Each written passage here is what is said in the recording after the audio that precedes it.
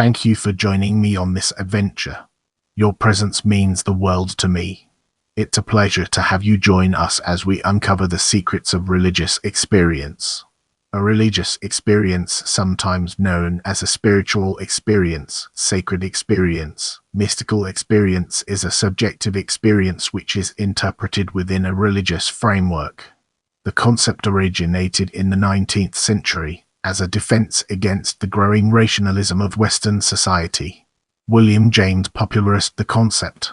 In some religions, this is said to sometimes result in unverified personal gnosis. Many religious and mystical traditions see religious experiences, particularly the knowledge which comes with them, as revelations caused by divine agency rather than ordinary natural processes. They are considered real encounters with God or gods, or real contact with higher-order realities of which humans are not ordinarily aware. Skeptics may hold that religious experience is an evolved feature of the human brain amenable to normal scientific study. The commonalities and differences between religious experiences across different cultures have enabled scholars to categorize them for academic study. Brace yourself for a deep dive into William James as we explore its impact and relevance in our evolving narrative. Psychologist and philosopher William James described 4 characteristics of mystical experience in the varieties of religious experience.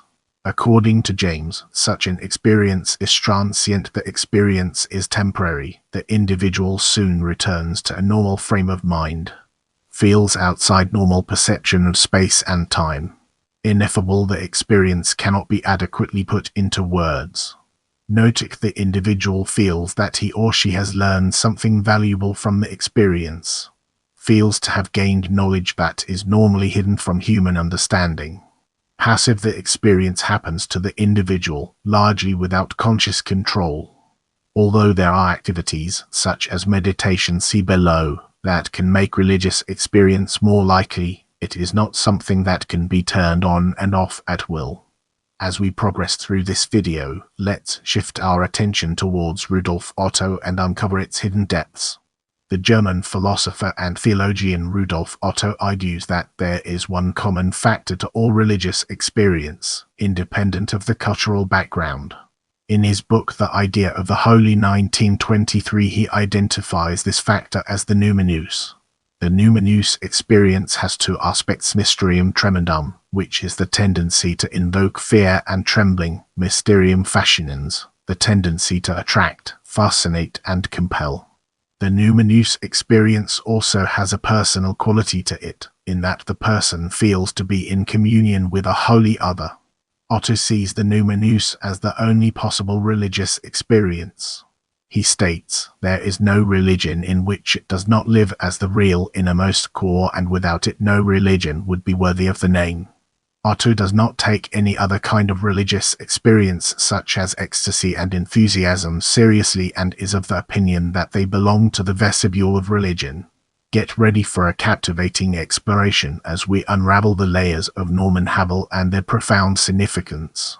Biblical scholar Norman Habel defines religious experiences as the structured way in which a believer enters into a relationship with, or gains an awareness of, the sacred within the context of a particular religious tradition. Religious experiences are by their very nature preternatural, that is, out of the ordinary or beyond the natural order of things. They may be difficult to distinguish observationally from psychopathological states such as psychose or other forms of altered awareness.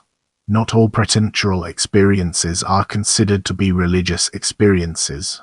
Following Habel's definition, psychopathological states or drug-induced states of awareness are not considered to be religious experiences because they are mostly not performed within the context of a particular religious tradition. Moore and Habel identify 2 classes of religious experiences: the immediate and the mediated religious experience. Immediate: in the mediated experience, the believer experiences the sacred through mediators such as rituals, special persons, religious groups, totemic objects, or the natural world. Immediate: the immediate experience comes to the believer without any intervening agency or mediator. The deity or divine is experienced directly. Moving on to the next segment, we have Richard Swinburne. In his book Faith and Reason, the philosopher Richard Swinburne formulated 5 categories into which all religious experiences fall. Public: a believer sees God's hand at work, whereas other explanations are possible, e.g. looking at a beautiful sunset. Public: an unusual event that breaches natural law, e.g. walking on water. Private: describable using normal language, e.g. Jacob's vision of a ladder. Private: indescribable using normal language, usually a mystical experience, e.g. white did not cease to be white, nor black cease to be black, but black became white and white became black. Private: a non-specific, general feeling of God working in one's life. Swinburne also suggested 2 principles for the assessment of religious experiences. Principle of credulity: with the absence of any reason to disbelieve it, one should accept what appears to be true, e.g. if one sees someone walking on water, one should believe that it is occurring. Principle of testimony: with the absence of any reason to disbelieve them, one should accept that eyewitnesses or believers are telling the truth when they testify about religious experiences. Get ready to immerse yourself in the world of related terms as we examine its impact and relevance. Ecstasy, trance. In ecstasy, the believer is understood to have a soul or spirit which can leave the body. In ecstasy, the focus is on the soul leaving the body and to experience transcendental realities. This type of religious experience is characteristic for the shaman. Enthusiasm. In enthusiasm or possession, God is understood to be outside, other than or beyond the believer. A sacred power, being or will, enters the body or mind of an individual and possesses it. A person capable of being possessed is sometimes called a medium.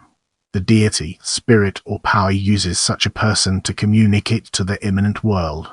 Lewis argues that ecstasy and possession are basically one and the same experience, ecstasy being merely one form which possession may take.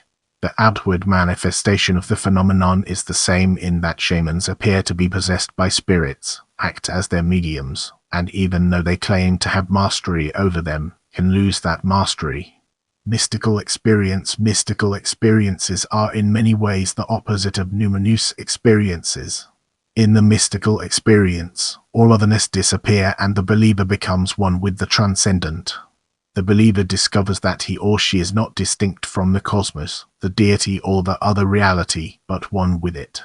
Zena has identified 2 distinctively different mystical experiences: natural and religious mystical experiences. Natural mystical experiences are, for example, experiences of the deeper self or experiences of oneness with nature. Zena argues that the experiences typical of natural mysticism are quite different from the experiences typical of religious mysticism. Natural mystical experiences are not considered to be religious experiences because they are not linked to a particular tradition, but natural mystical experiences are spiritual experiences that can have a profound effect on the individual. Spiritual awakening. A spiritual awakening usually involves a realization or opening to a sacred dimension of reality and may be a religious experience. Often a spiritual awakening has lasting effects upon one's life. It may refer to any of a wide range of experiences, including being born again, near-death experiences, liberation, moksha, and enlightenment body. Get ready for a captivating exploration as we unravel the layers of origins and their profound significance. The notion of religious experience can be traced back to William James, who used the term religious experience in his book, The Varieties of Religious Experience. It is considered to be the classic work in the field, and references to James' ideas are common at professional conferences. James distinguished between institutional religion and personal religion. Institutional religion refers to the religious group or organization, and plays an important part in a society's culture. Personal religion, in which the individual has mystical experience, can be experienced regardless of the culture. The origins of the use of this term can be dated further back. In the 18th, 19th, and 20th centuries, several historical figures put forth very influential views that religion and its beliefs can be grounded in experience itself. While Kant held that moral experience justified religious beliefs, John Wesley, in addition to stressing individual moral exertion, thought that the religious experiences in the Methodist movement paralleling the Romantic movement were foundational to religious commitment as a way of life.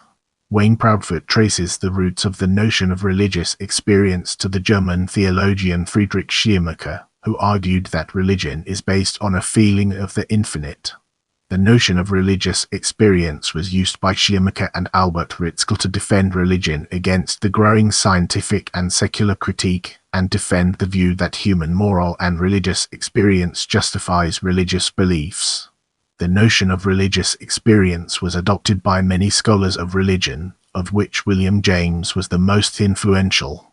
A broad range of Western and Eastern movements have incorporated and influenced the emergence of the modern notion of mystical experience, such as the perennial philosophy, transcendentalism, universalism, the Theosophical Society, New Thought, Neo-Vedanta, and Buddhist modernism.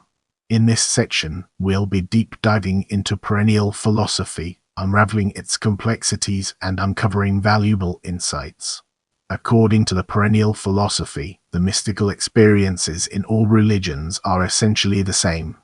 It supposes that many, if not all, of the world's great religions have arisen around the teachings of mystics, including Buddha, Jesus, Lao Tzu, and Krishna. It also sees most religious traditions describing fundamental mystical experience, at least esoterically. A major proponent in the 20th century was Aldous Huxley, who was heavily influenced in his description by Vivekananda's Neo-Vedanta and the idiosyncratic version of Zen exported to the West by D.T. Suzuki. Both of these thinkers expounded their versions of the perennialist thesis, which they originally received from Western thinkers and theologians. Now, let's dig deeper into existentialism and unveil the hidden treasures it holds within. Søren Kierkegaard argued that dying to the world and possessions is a foundational aspect of religious experience in Christianity. Brace yourselves for the next chapter, where we'll be dissecting transcendentalism and Unitarian universalism. Transcendentalism was an early 19th liberal Protestant movement, which was rooted in English and German Romanticism, the biblical criticism of Herder and Schleiermacher, and the skepticism of Hume.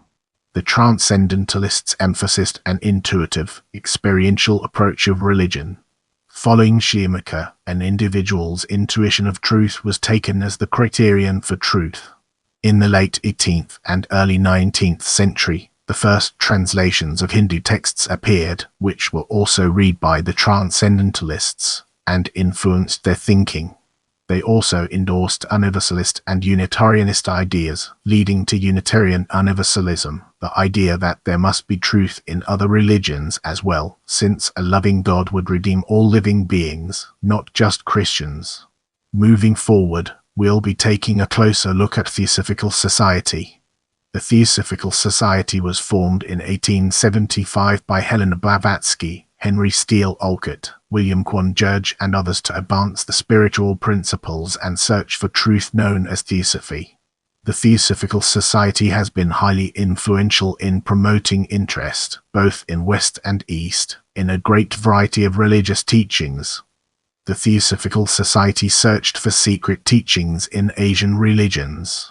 It has been influential on modernist streams in several Asian religions, notably Hindu reform movements, the revival of Theravada Buddhism, and D.T. Suzuki, who popularized the idea of enlightenment as insight into a timeless, transcendent reality. Another example can be seen in Paul Brunton's A Search in Secret India, which introduced Ramana Maharshi to a Western audience. In the upcoming portion, we'll be dissecting Orientalism and the pizza effect to gain a comprehensive understanding of its implications.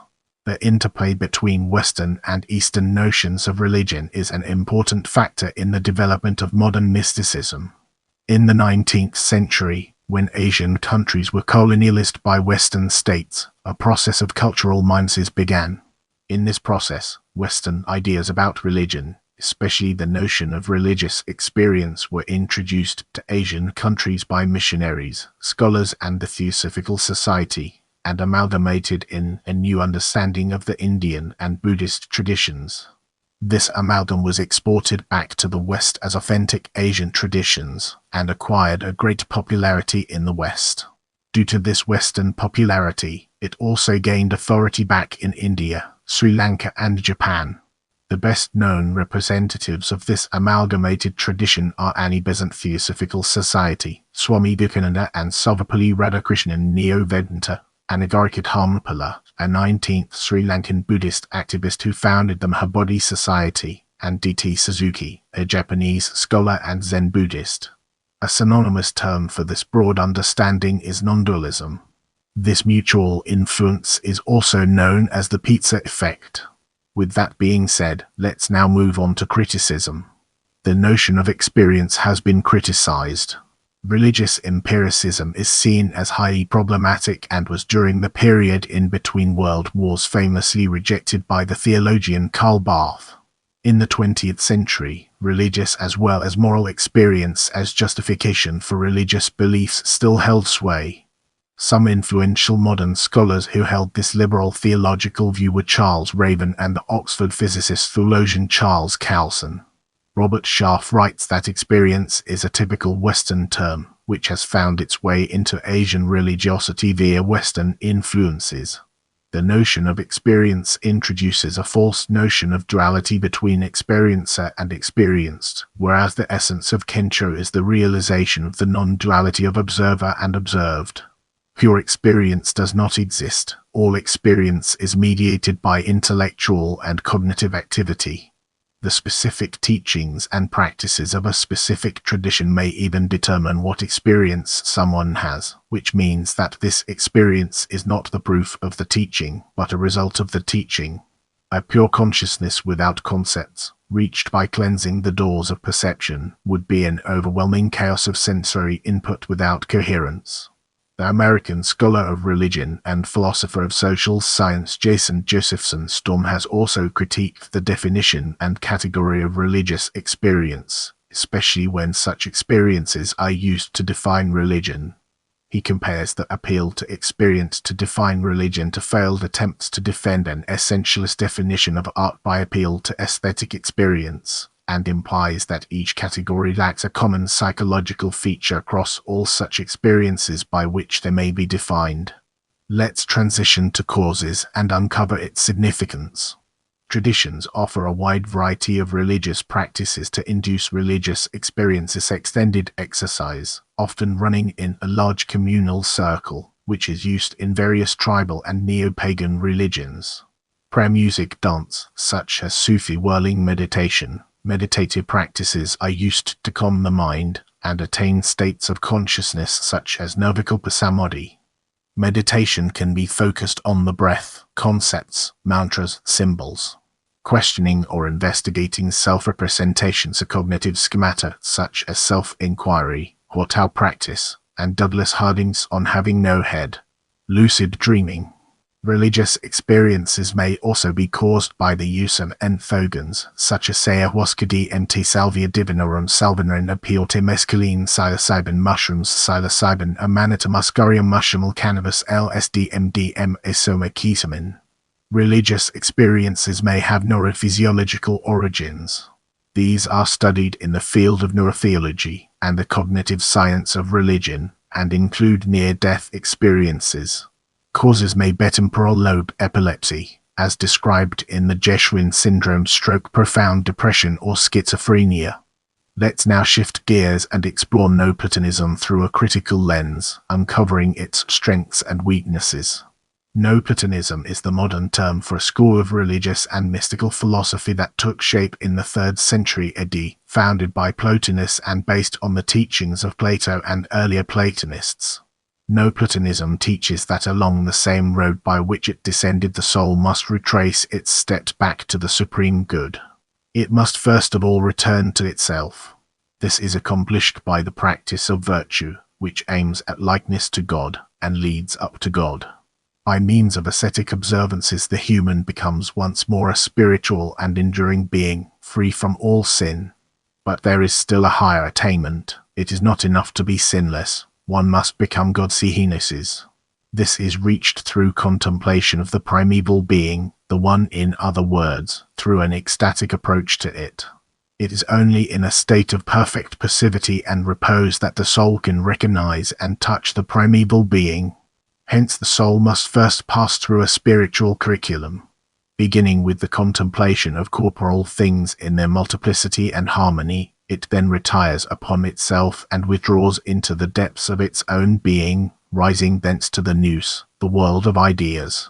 But even there it does not find the highest, the one. It still hears a voice saying, "Not we have made ourselves." The last stage is reached when, in the highest tension and concentration, beholding in silence and utter forgetfulness of all things, it is able as it were to lose itself. Then it may see God, the foundation of life, the source of being, the origin of all good, the root of the soul. In that moment it enjoys the highest indescribable bliss. It is as it were swallowed up of divinity, bathed in the light of eternity. Porphyry tells us that on 4 occasions during the 6 years of their intercourse Plotinus attained to this ecstatic union with God. Let's now shift gears and explore Alcoholics Anonymous' 12th step through a critical lens, uncovering its strengths and weaknesses.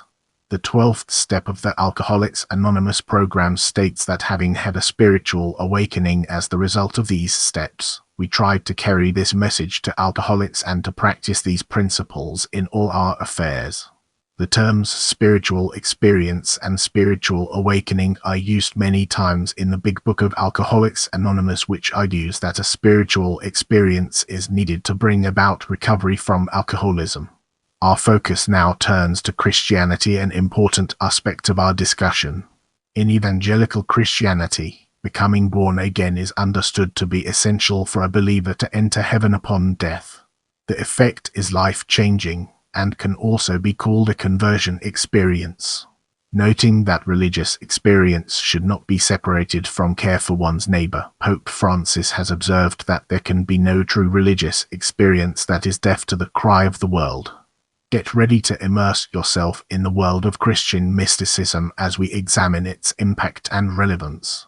Christian doctrine generally maintains that God dwells in all Christians and that they can experience God directly through belief in Jesus. Christian mysticism aspires to apprehend spiritual truths inaccessible through intellectual means, typically by emulation of Christ.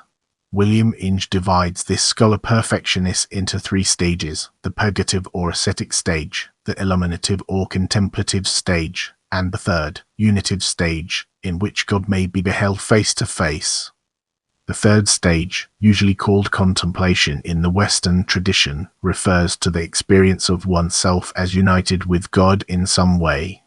The experience of union varies, but it is first and foremost always associated with a reuniting with divine love.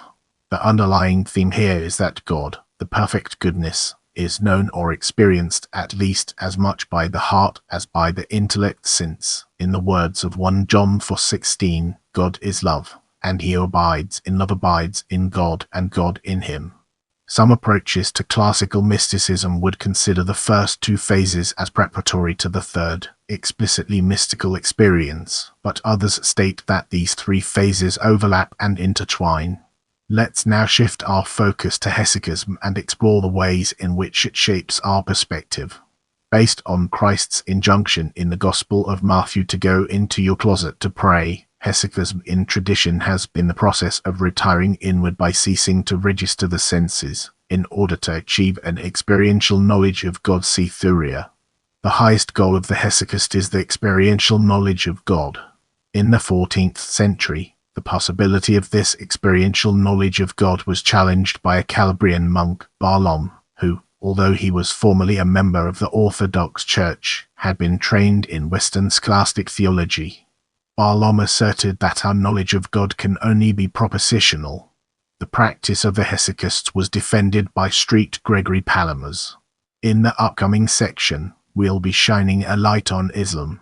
While all Muslims believe that they are on the pathway to God and will become close to God in paradise after death and after the final judgment, Sufis believe that it is possible to become close to God and to experience this closeness while one is alive. The tariq, the path on which the mystics walk, has been defined as the path which comes out of the Sharia, for the main road is called Shah, the path, Tariq. No mystical experience can be realized if the binding injunctions of the Sharia are not followed faithfully first. The Tariq, however, is narrower and more difficult to walk. It leads the adept, called Salik Wayfarer, in his suluk wandering through different stations Makam until he reaches his goal, the perfect Tawhid, the existential confession that God is one. As we progress through this video, let's shift our attention towards Buddhism and uncover its hidden depths. In Theravada Buddhism, practice is described in the threefold training of discipline Urla, meditative concentration Sandhi, and transcendent wisdom Prajna. Zen Buddhism emphasizes the sole practice of meditation, while Vajrayana Buddhism utilizes a wide variety of practices. While the main aim of meditation and prana is to let go of attachments, it may also result in a comprehension of the Buddha nature and the inherent lucidness of the mind. Different varieties of religious experience are described in detail in the Origam Sutra. In its section on the 50 skandhamas, each of the 5 skandhas has 10 skandhamas associated with it, and each skandhama is described in detail as a deviation from correct Sandhi. These skandhamas are also known as the 50 skandha demons in some English language publications. It is also believed that supernormal abilities are developed from meditation, which are termed higher knowledge abhij, or spiritual power D. One early description found in the Samyutta Nikaya, which mentions abilities such as: get ready for a captivating exploration as we unravel the layers of Hinduism and their profound significance. Building on European philosophers, Sarvepalli Radhakrishnan reduced religion to the core experience of reality in its fundamental unity. According to Sarvepalli Radhakrishnan, Hinduism is not just a faith. It is the union of reason and intuition that cannot be defined, but is only to be experienced. This emphasis on experience as validation of a religious worldview is a modern development, which started in the 19th century and was introduced to Indian thought by Western Unitarian missionaries. It has been popularized in Neo-Vedanta, also known as Neo-Hinduism, which has dominated the popular understanding of Hinduism since the 19th century. It emphasizes mysticism. Swami Vivekananda presented the teachings of Neo-Vedanta as radical non-dualism, unity between all religions and all persons. Let's now enter the realm of neuroscience and discover the fascinating stories it has to tell. Early studies in the Urs and Urs attempted to use EEGs to study brainwave patterns correlated with spiritual states. During the Urs, Dr. Michael Persinger stimulated the temporal lobes of human subjects with a weak magnetic field. His subjects claimed to have a sensation of an ethereal presence in the room. Some current studies use neuroimaging to localize brain regions active or differentially active during religious experiences. These neuroimaging studies have implicated a number of brain regions, including the limbic system, dorsolateral prefrontal cortex, superior parietal lobe, and caudate nucleus. Based on the complex nature of religious experience, it is likely that they are mediated by an interaction of neural mechanisms that all add a small piece to the overall experience. Neuroscience of religion, also known as neurotheology, bitheology, or spiritual neuroscience, is the study of correlations of neural phenomena with subjective experiences of spirituality and hypotheses to explain these phenomena. Proponents of neurotheology claim that there is a neurological and evolutionary basis for subjective experiences traditionally categorized as spiritual or religious. The neuroscience of religion takes neural correlates as the basis of cognitive functions and religious experiences. These religious experiences are thereby emergent properties of neural correlates. This approach does not necessitate exclusion of the self, but interprets the self as influenced or otherwise acted upon by underlying neural mechanisms. Proponents argue that religious experience can be evoked through stimulus of specific brain regions and it can be observed through measuring increase in activity of specific brain regions. According to the neurotheologist Andrew B. Newberg and 2 colleagues, neurological processes which are driven by the repetitive, rhythmic stimulation which is typical of human ritual. and which contribute to the delivery of transcendental feelings of connection to a universal unity. They posit, however, that physical stimulation alone is not sufficient to generate transcendental unitive experiences. For this to occur, they say there must be a blending of the rhythmic stimulation with ideas.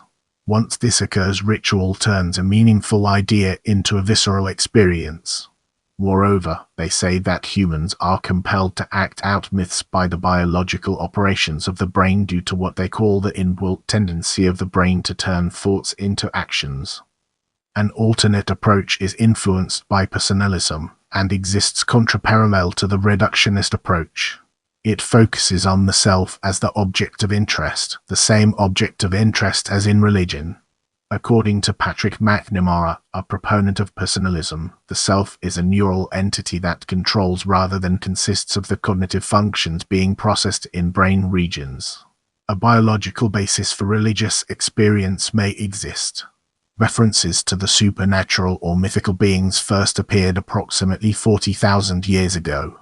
A popular theory posits that dopaminergic brain systems are the evolutionary basis for human intellect and more specifically abstract reasoning.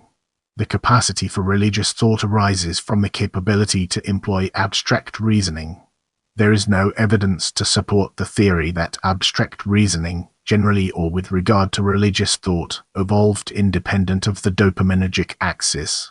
Religious behavior has been linked to extrapersonal brain systems that predominate the ventromedial cortex and rely heavily on dopaminergic transmission. A biphasic effect exists with regard to activation of the dopaminergic axis and a ventromedial cortex.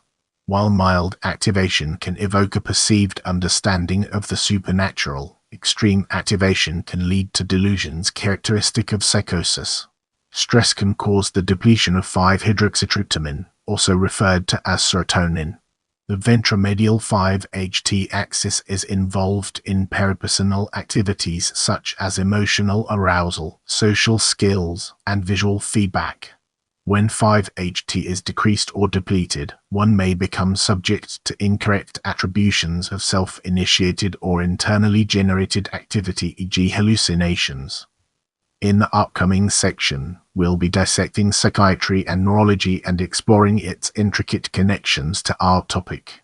A 2011 paper suggested that psychiatric conditions associated with psychotic spectrum symptoms may be possible explanations for revelatory-driven experiences and activities such as those of Abraham, Moses, Jesus, and St. Paul.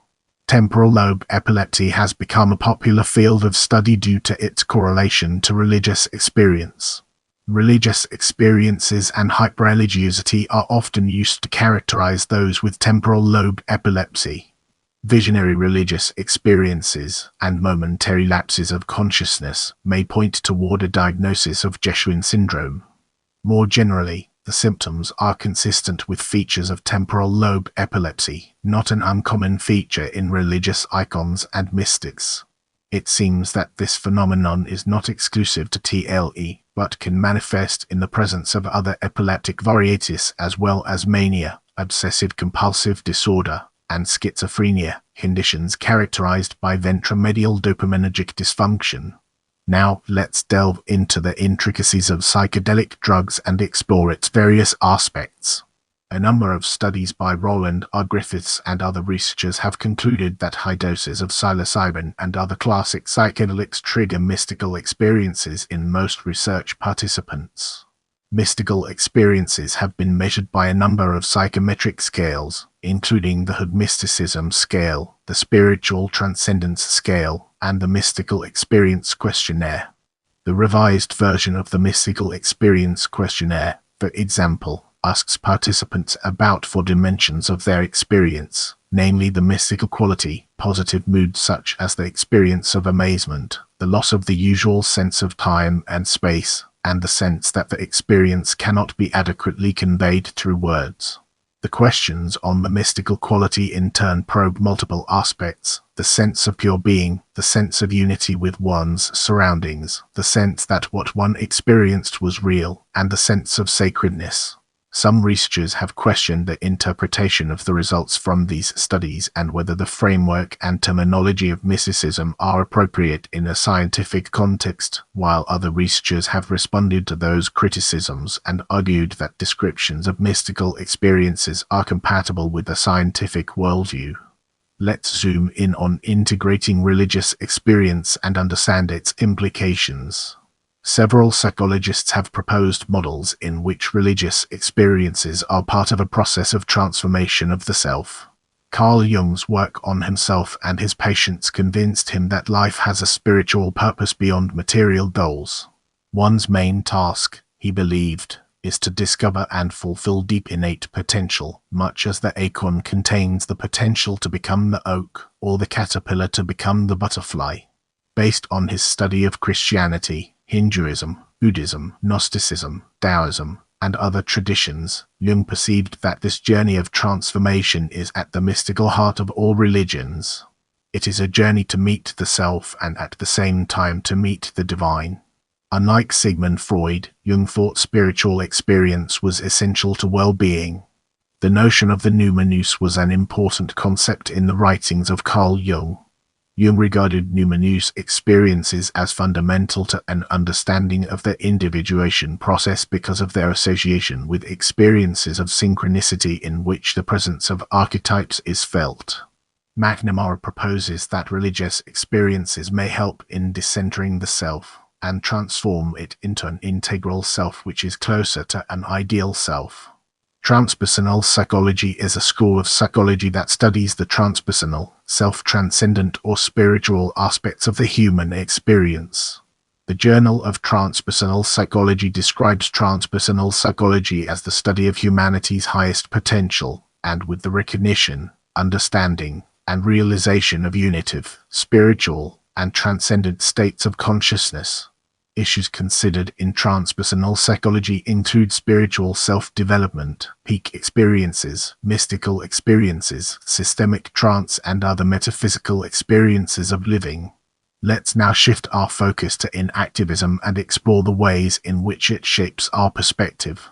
In 2002, Episcopal priest and Christian humanist Reverend Fletcher Harper interviewed hundreds of people of various faiths about divine experiences involving nature. These were incorporated into his 2015 book, Green Faith: Mobilizing God's People to Protect the Earth. His 1992 global grassroots organization, Green Faith, includes interfaith activists and clergy with over 100 chapters in 40 countries in the Pacific Islands, North America, Australia, Asia, Latin America, Africa, and Europe, all of whom advocate for the environment on a religious basis. Have any questions or topics you'd like me to cover in future videos? Let me know in the comments.